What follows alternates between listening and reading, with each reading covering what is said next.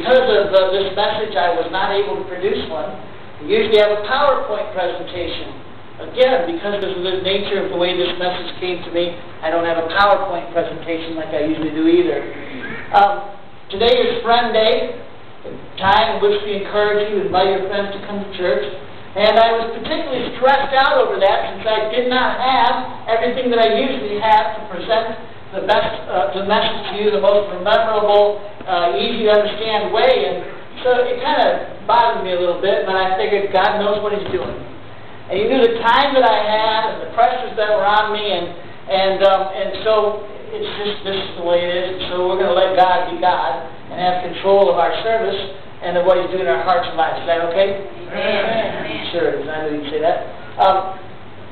I wanted to preach a message about something that had to do with friends or friendship. And I started to pursue this idea of friendship with God, because it's such an awesome concept to think that God Almighty would call us friends, the Creator of the universe. I think one of the things that most people lack is a true fear of God. They do not understand this being called God. They treat Him more like some authority figure on the earth. And because we're in America, we can speak badly against authority. We can think badly of our authority. We can say what we want to, and unfortunately, many Americans do. I encourage you, don't speak bad about the president, no matter who he is or what kind of a job he's doing. That's not scriptural. We're called to pray for our leaders, but not badmouth them and speak evil against them. Anyways, because we do that with every other authority figure in our society, most people feel they can do that with God. But what a fearful thing that is to do. When people behold God, when they see Him face to face, I'm telling you something, their knees will buckle in fear. Their stomach will quiver like they're going to, there goes lunch. They're going to be so scared in the presence of God, because we are talking about a being that can hold the universe in His hand, who created everything that is from nothing out of a spoken word. And He can destroy it just as easily and just as quickly. He's the God of the lightning bolt and the thunder, but He's also God of the butterfly and the gentle rain. He's a God of the tornado, and He's a God of the brook that runs down through a beautiful wooded area. He is God Almighty, and if we can only understand that, you only grasp hold of that, then when we say that God calls us friends, it ought to make your jaw drop in awe. Who am I? As the song says, that He listens to me when I call. There are billions of people on this planet, and most of us are just average Joes, and yet when we speak, God listens. That is an amazing concept. So I wanted to pursue this idea of what does it mean to be the friend of God, and I began to accumulate notes, and the more I began to accumulate notes, a second message began developing out of it. And those of you who know me know that usually my messages, if they're correct in length, they'll be about 5 pages, and the way I do it, they're about 5 pages in notes. It turns out to be about a 30-minute message. Well, last night it ended up being 12. I said, all these people better hold on. No, I didn't. I said, something's got to change, because I can't preach a 12-page message. That's well over an hour. And then the way things have been going lately, it's probably close to 2 hours. So I decided I had to discern what the Lord was doing. I began to pray and seek the Lord. And the subject that the Lord brought to me is demonstrated in this little video clip that we're going to start off with. Rob?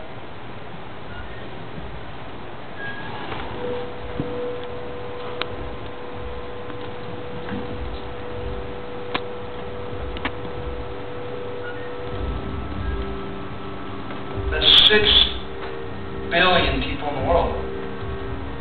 And I don't think anybody really thinks or feels like I do. And I feel like most people just speak fake anyway. Yeah, there's so many different kinds of people, right? There's like tough guys, and there's like sensitive guys, and there's people who are really lazy, some people are really driven. I'm gonna conquer the world, and people just don't care. And everyone has like all these fears and goals, and like some people are afraid of needles, and some people are afraid of heights and spiders or whatever. But my greatest fear is being alone. It's that when it all comes down, I'm just alone. I don't mean like that boy-girl heartbreak romance cycle. Like, I'm talking like someone that just I can't connect with anyone. I guess it means having a friend, right? But so many people suck at being friends. And when I'm hanging out with, you know, a friend or someone, I need more than just like pop culture discussion, like, oh, I like this movie, oh, I really like this music, or, oh, that sucked, oh, they sold out, or, you know, whatever. Like, can we talk about something a little heavier? Well, let's talk about that. I mean, do you know what that sounds like?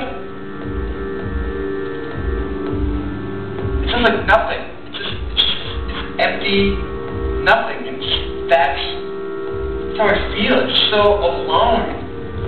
And the thing is, I think everyone knows it too, right? It's not like I'm the only one. I think most people don't have the guts to admit it.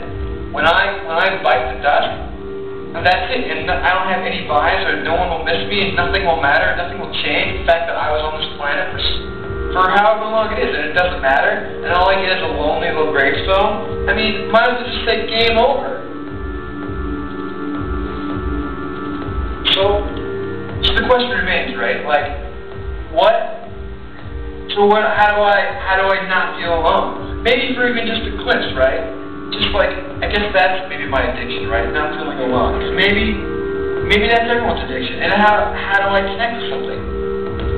What if this is it? What if everyone feels this way? And there's no cure?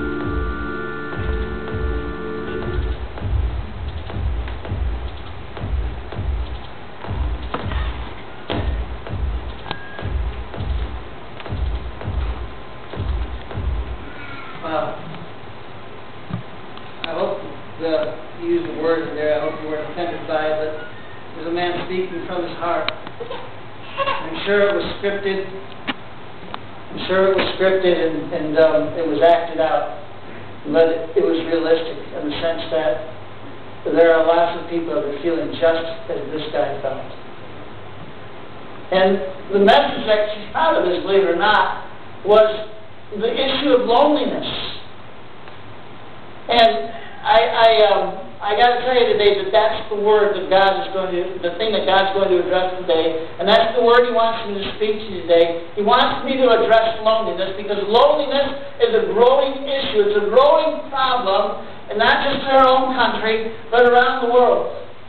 People who are lonely. And we're not lonely because there's nobody to talk to, because there's no one around, because we can go for miles and not see a face anywhere. We're lonely because the communication of this world is slowly breaking down more and more. The divisions that exist are existing in greater capacities and stronger ways.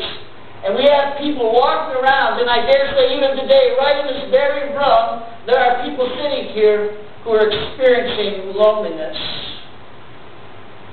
They're hurting.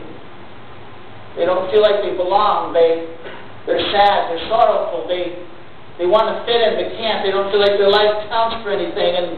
And nobody would really care, like this guy, whether he lived or died. It didn't matter. When he died, the only thing that would exist would be a lonely gravestone in a cemetery for people to forget. And is that all that life is? Is that all that life is about?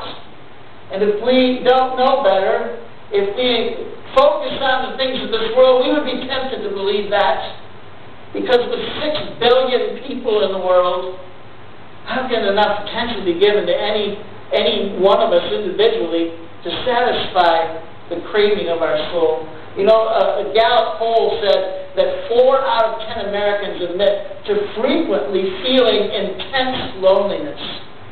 4 out of 10 admit to frequently feeling intense loneliness.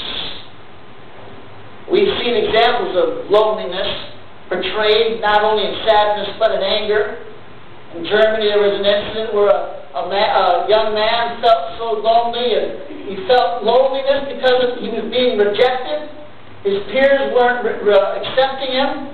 He wasn't being invited. He wasn't being included in his school, and so he went to school one day and shot 9 teachers and 3 students. And of course, we all know of Columbine. and what that's all about. And one of the young boys wrote a diary and left some messages in there, and his message was to the students saying, I cried out, I even asked to be a part of your groups, but you said no, you would not have me. And some of the words that he used in there were a description of how they felt about him. So consequently, he and another boy who shared the same anger, the same experiences, fed off of each anger until he did something unthinkable in that area. Loneliness. It's a powerful emotion, so I'm told. I have to admit that as the Lord began to speak this message to me, it's not something I've had a lot to deal with. For whatever reason, loneliness is a little bit foreign to me. I mean, I've spent some time alone, and maybe in that felt like I was missing people and wanted to go be with them. I guess that would be defined as loneliness. But I personally have never really felt that. So forgive me, but I can't say I've been where you're at, and I really haven't. I don't know why. Maybe it's because I was raised in a family of 5 children, and I happen to be the oldest one. And you know, as the oldest child, you get a lot of attention, especially from your parents. And in a family of 5, I cherished my times alone. We didn't have a big house, and I shared a room with a brother, and so getting alone was a good thing to me. And my parents they fought a fair amount, but they never divorced, they never left each other. They always stuck together. In fact, in my family, up until my cousins, nobody in my family had ever been divorced for like centuries. It was amazing. And then some of my cousins got divorced. Even my sister did, unfortunately, but things happened.